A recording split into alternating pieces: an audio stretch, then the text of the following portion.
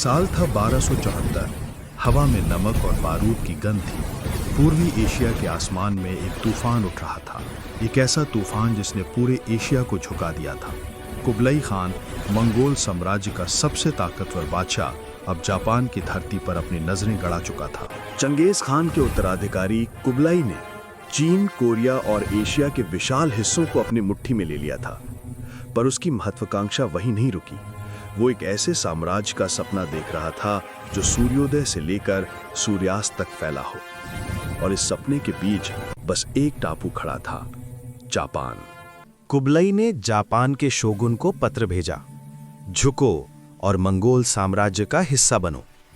पर जापान ने उत्तर नहीं दिया। सिर्फ एक चुप्पी थी जो आने वाले युद्ध का ऐलान थी।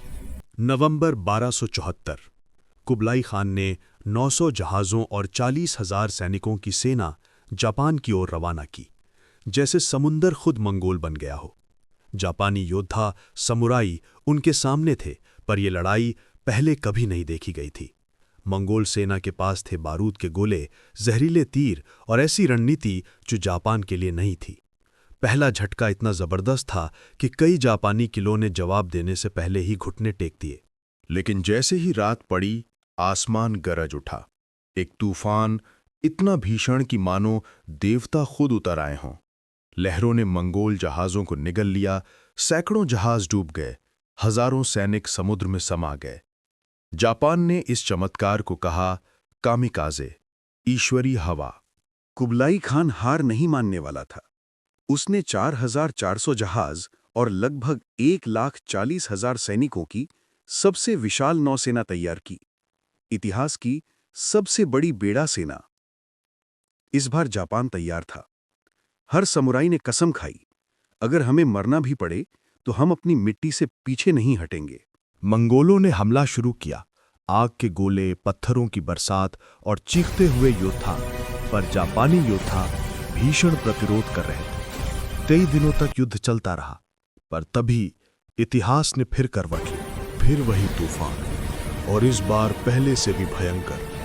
हजारों मंगोल जहाज समुंदर में डूब गए। जो तट तक पहुंचे, उन्हें जापानी समुराई ने एक एक कर खत्म कर दिया। कुबलाई का सपना समुद्र में दफन हो गया। दूसरा कामिकाज़े जापान के लिए भगवान का दूसरा वरदान बन गया। मंगोल साम्राज्य ने एशिया को झुका दिया था, पर जापान वो अकेला था जिसने देवताओं और हिम्मत के बल पर उन्हें रोक दिया। कुबलाई खान ने कभी फिर जापान की ओर नजर उठाने की हिम्मत नहीं की, और आज भी जापानियों के दिल में कामिकाज़े शब्द सिर्फ हवा नहीं, एक आस्था, एक विश्वास है कि जब इंसान डट जाए तो खुद प्रकृति भी उसके साथ खड़ी हो जाती है। हर साम्राज्य सोचता है वो अमर है, पर इतिहास सिखाता है कभी कभी जीत तलवार से नहीं, विश्वास से होती है। अगर आपको इतिहास के ऐसे अनसुने और अद्भुत किस्से पसंद हैं, तो चैनल को सब्सक्राइब करें और घंटी जरूर दबाएं, क्योंकि यहाँ हर कहानी एक नई गहराई लेकर आती है।